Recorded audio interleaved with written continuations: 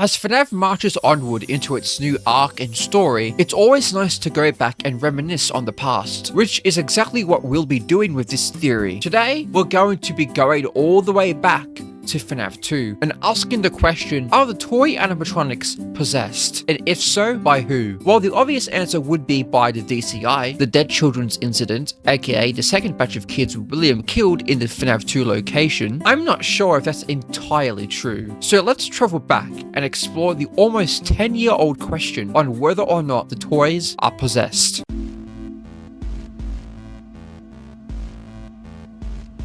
First off, we'll start with the base arguments regarding their possession in the first place. Evidence people use to suggest the toys are in fact not possessed is the technology the toys are equipped with. Phone Guy says they are equipped with facial recognition systems that are connected with a criminal database, and the animatronics are built with advanced mobility, even allowing them to move around the establishment. They've spent a small fortune on these new animatronics. Facial recognition, advanced mobility.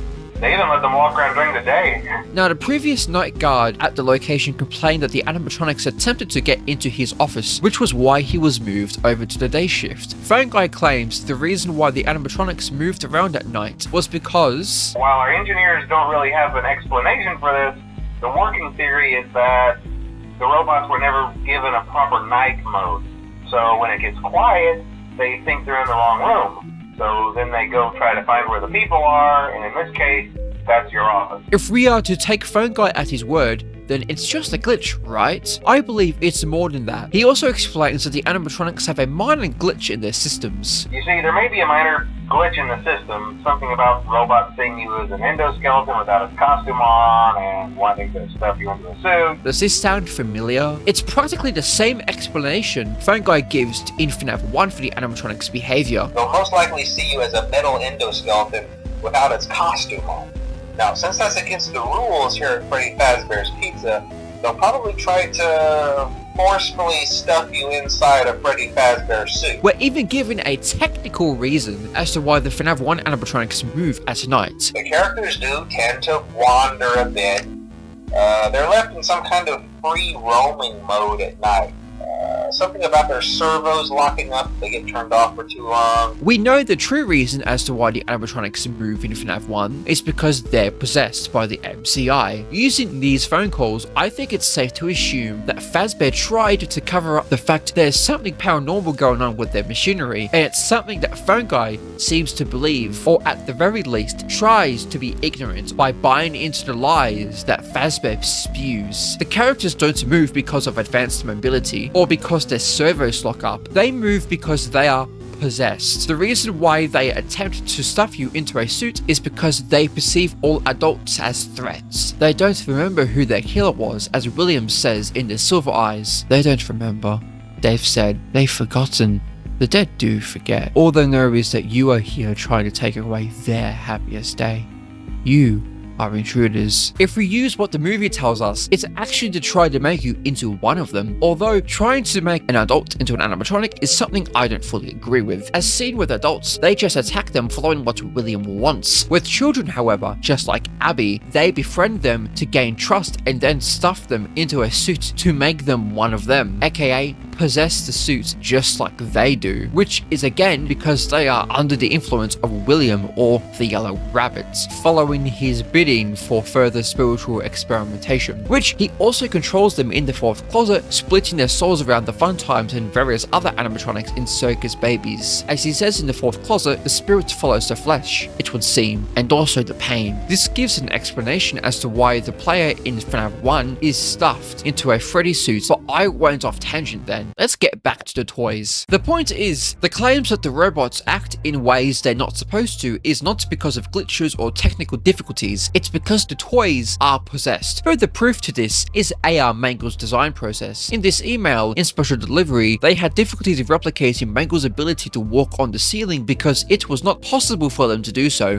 Why? Because Mangle from the Fazbear Funtime service was not possessed, but the Mangle in FNAF 2 was. And from this email, quote, I warned management that reproducing the more exotic endoskeletons would be a problem, and they decided to go ahead and put them on the schedule anyways. They're just gonna have to live with the limitations of, you know, basic physics. The toy animatronics, much like their withered counterparts, were indeed possessed, as depicted with their glowing white pupils. So, who possesses them then? The obvious answer would be the DCI, but do they? In the Save Him minigame, we see Charlie Zeth, who goes on to possess the puppets in Foxy Go Go Go. We see presumably the MCI's Death, who possesses the classics. Then we have Give Gifts Give Life, showing the puppets giving life to the MCI. But I have my own interpretations for that minigame, which we'll get into later. So, in the Save Them minigame, it would make sense that the DCI haunted the toys. Just because they were lying around the establishment in the minigame and not stuffed into the toys doesn't mean they can't possess them. We know Charlie's body was left in the back alley, but she still possesses the puppets, meaning bodies only need to be in proximity to the animatronics to possess them. This is due to their agony. A key part of Remnant is the emotional energies of a person in agony as the strongest form of that. So, if the emotional energies of that person were to attach to the toys, then it's possible the children's spirits would be in there too, making them possessed. Mangle moving in this minigame after their deaths could be further evidence for this. However, there's an issue with the DCI being the ones to possess the toys. It may be implied that the DCI incident happens during the week the gameplay of FNAF 2 happens. Take a listen to what Phone Guy says throughout the phone calls from night 3. I wanted to ease your mind about any rumors you might have heard lately. You know how these local stories come and go and seldom mean anything. That whatever is going on out there, however tragic it may be, has nothing to do with our establishment. There's been somewhat of an investigation going on. We may end up having to close for a few days. I don't know. Just as a side note, though, try to avoid eye contact with any of the animatronics side if you can. Someone may have tampered with their facial recognition systems. We're not sure. But the characters have been acting very unusual, almost aggressive toward the staff. They interact with the kids just fine, but when they encounter an adult, they just stare. From what I understand, the building is on lockdown. No one is allowed in or out, especially concerning any previous employees.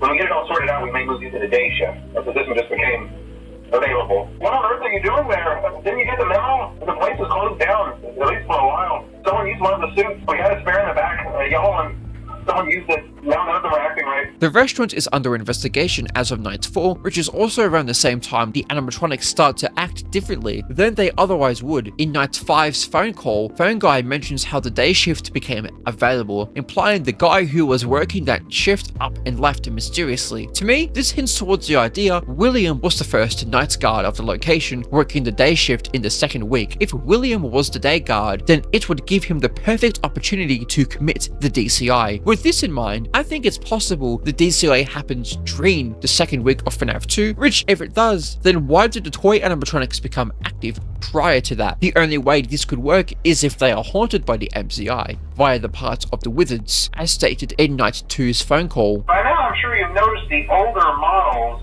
sitting in the back room. Those are from the previous location, and we just use them for parts now. Okay, but this doesn't prove the DCI don't possess the toys at all. The animatronics started to become more aggressive after the DCI, so perhaps they haunted them later anyway. After all, seen with the Stitch Wraith, multiple spirits can inhabit one body, or the DCI happened in the first week of the restaurant's opening. This is true. However, what is it that each minigame spells out for us?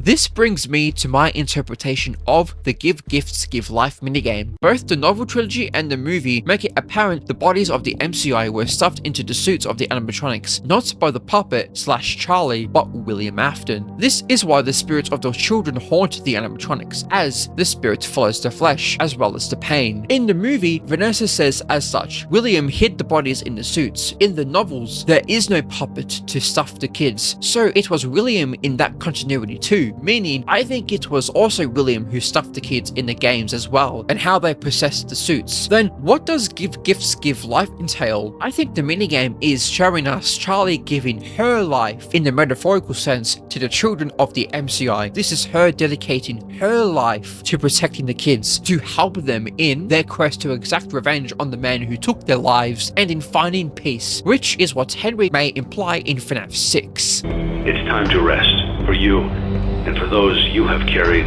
in your arms. This ends for all of us. the words help them spelt out in the minigame further implies this. It doesn't say save them, it specifically says help them, help care for them, help protect them, be a guardian for them perhaps. This is what I believe the minigame is telling us. Charlie dedicated her life, gave her life to protect the children. So if we are to take the words spelled out to us and apply them to the context of each minigame, what do they tell us? Well, in the Take Cake to the Children minigame, we hear save him, which is Charlie's spirit, which was changed to be a female, but we can't save her. She's killed outside of Fredbear's, who possesses the puppet. Then what can save them mean? Is it a sense of irony? If it is, then we would have to apply that to the give gifts minigame, which would not be the case, as what we are seeing in is the puppets helping the kids. So what I believe is that the save is relating to the spirits of the children coming to possess the animatronic. In a sense, they are given a new life inside of the machines. Okay, so if save them is in reference to spirits coming to inhabit animatronics, then save them tells us the DCI possessed toys. No.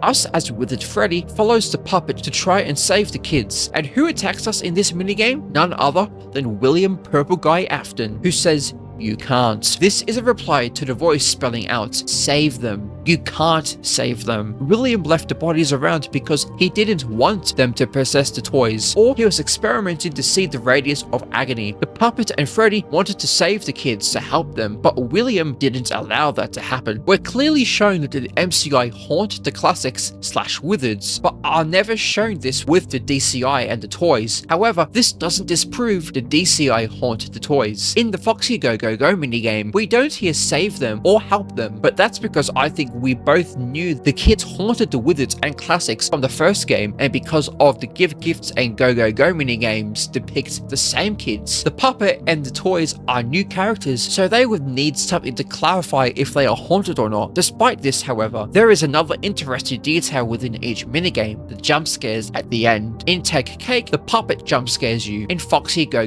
Withered Foxy does, and in Gifts, Golden Freddy does. Each jump scare correlates to a character a child possesses. In that minigame, the puppet as Charlie, Withered Foxy as Fritz, and Golden Freddy as Cassidy. But you know what jump scare the Save Them minigame has?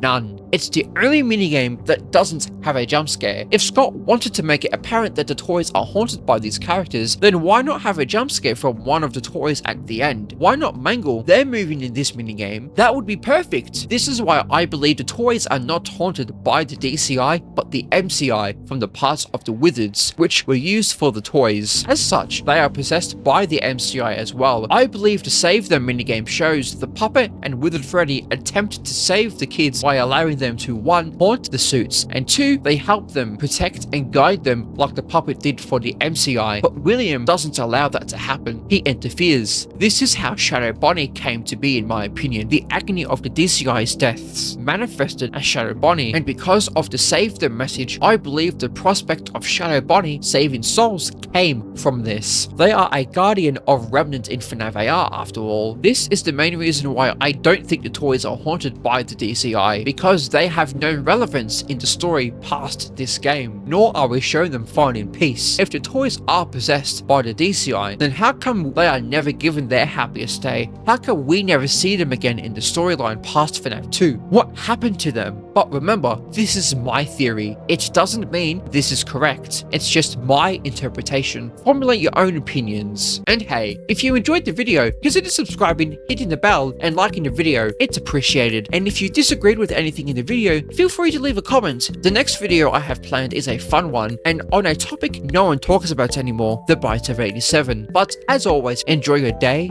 / evening.